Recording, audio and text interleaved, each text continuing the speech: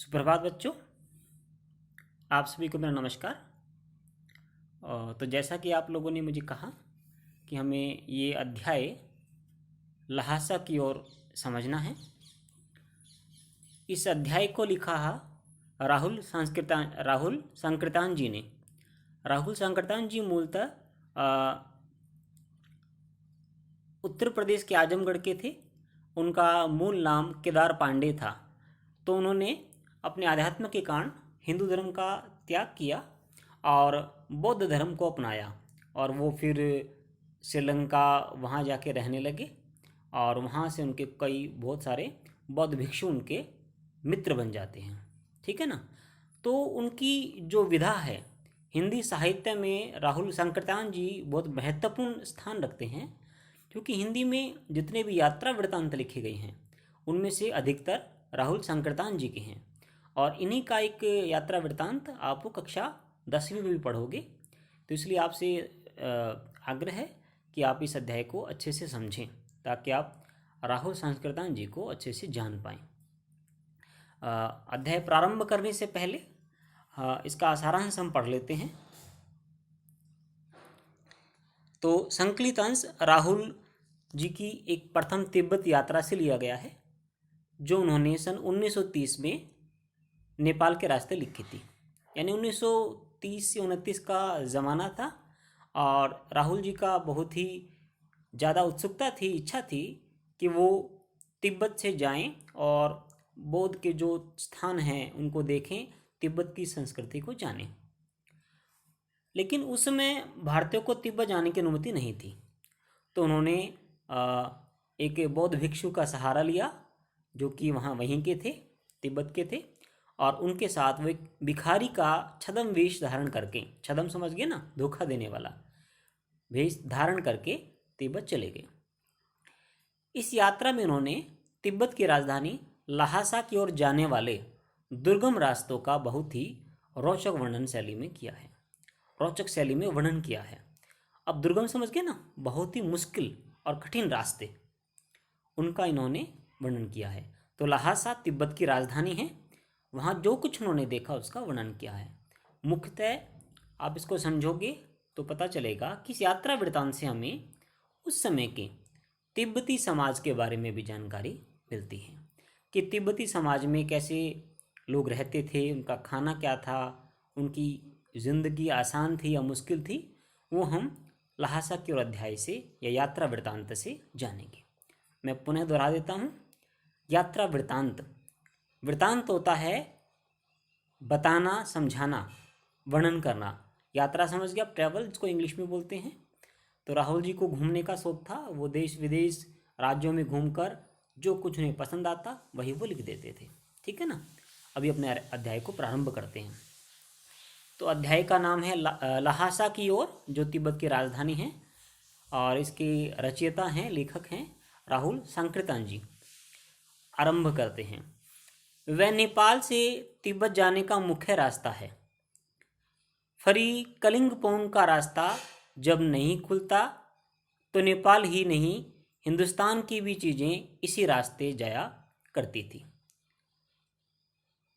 तो सीधी सी बात है, जिस रास्ते से राहुल जी जा रहे थे वो रास्ता था जब मेन जो सड़क है, मुख्य जो सड़क है या रास्ता है, बंद हो जाता था। जिस रास्ते से व्यापार भी करते थे, सैनिक भी जाते थे, तो वो रास्ता बंद हो जाता तो दूसरे रास्ते से जाया जाता था। दूसरा रास्ता कौन सा था? जिस रास्ते से अपने राहुल जी और बौद्ध भिक्षु जा रहे थे। यह व्यापारिक ही नहीं, सैनिक रास्ता भी था। इसलिए जगह जगह फौजी चौकियां थी और किले बने हुए थे जिनमें कभी चीनी पलटन रहा करती थी। ऐसा क्यों कहा गया? क्योंकि एक ज़माने में तिब्बत पर चीन का कब्जा रहा था और आज भी तिब्बत पर चीन का ही कब्जा है। आजकल बहुत से फौजी मकान गिर चुके हैं, समझ गए ना। सीधी सी बात है, अगर चौकियों में फौजी रहते हैं तो ड्यूटी के बाद, कार्य पूरा करने के बाद उन्हें घर जाना पड़ेगा, तो उनके लिए वहाँ घर बना रखे थे। आज वो जो मकान थे वो फौजियों के वो गिर चुके हैं। दुर्ग के किसी भाग में जहाँ किसानों ने अपना बसेरा बना लिया है, वहाँ घर कुछ आबाद दिखाई दे रहे हैं, ठीक है ना। क्योंकि कुछ जो मकान खाली रहे थे वहाँ के आसपास के किसानों ने वहाँ रहना प्रारंभ कर दिया, तो वो मकान ठीक ठाक दिखाई दे रहे हैं। ऐसा ही प्रत्यक्त एक चीनी किला था। वहाँ हम वहाँ चाय पीने के लिए ठहरे। तिब्बत में यात्रियों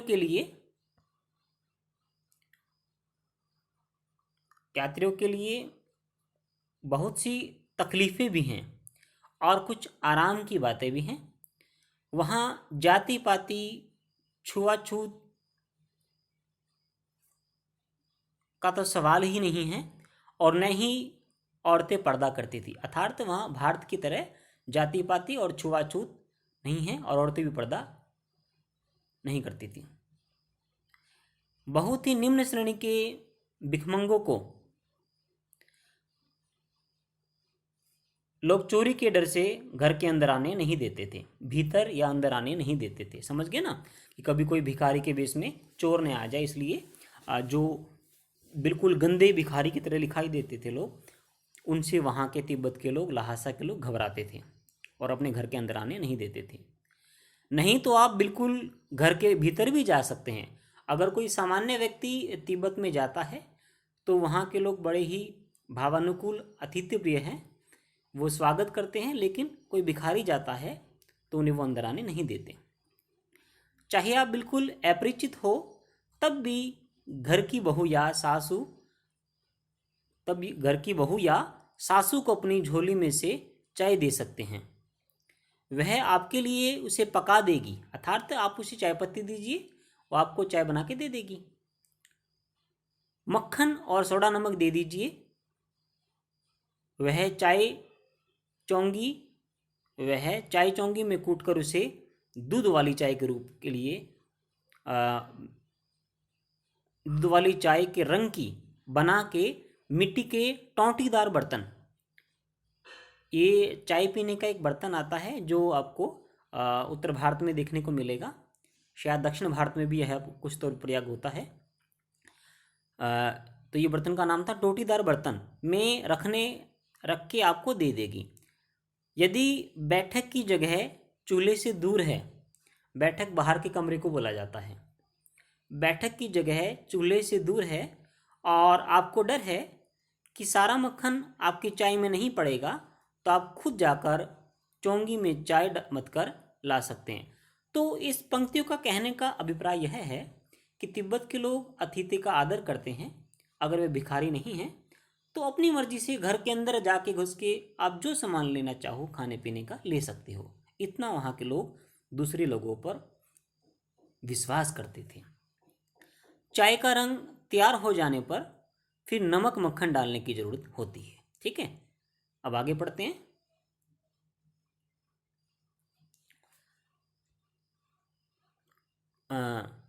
प्रत्यक्त चीनी किले से जब हम चलने लगे तो एक आदमी राहदारी मांगने आया।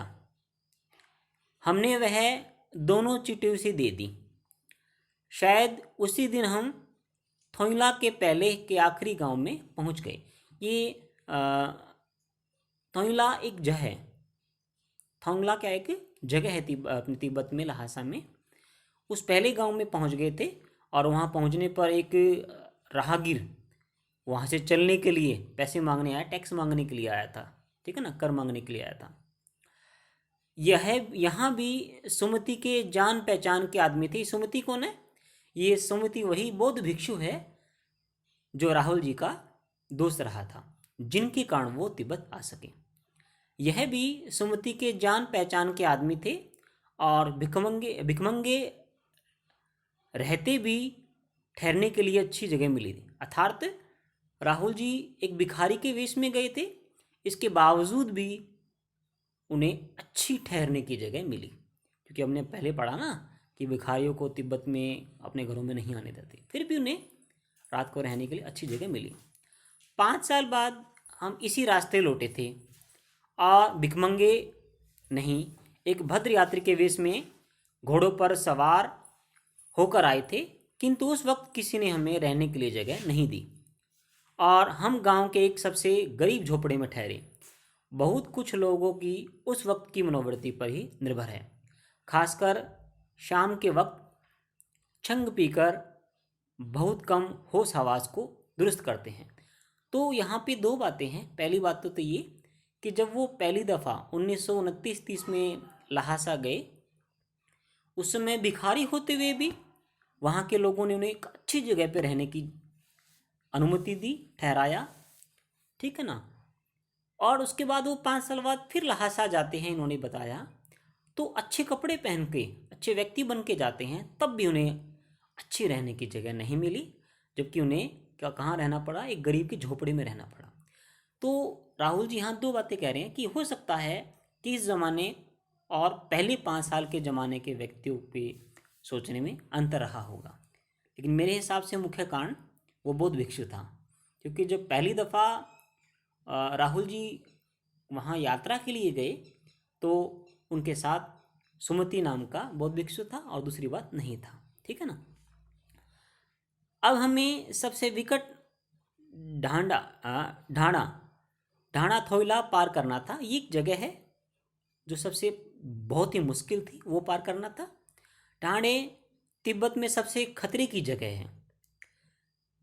16-17 हजार फीट की ऊंचाई होने के बावजूद उनकी दोनों तरफ मिलो तक कोई गांव गिराव नहीं होते। अर्थात इतनी ऊंचाई है और ऊंचाई होने के कारण भी वहाँ पे कोई गांव गिराव नहीं होते, क्योंकि इतनी ऊंचाई पे कौन रहेगा।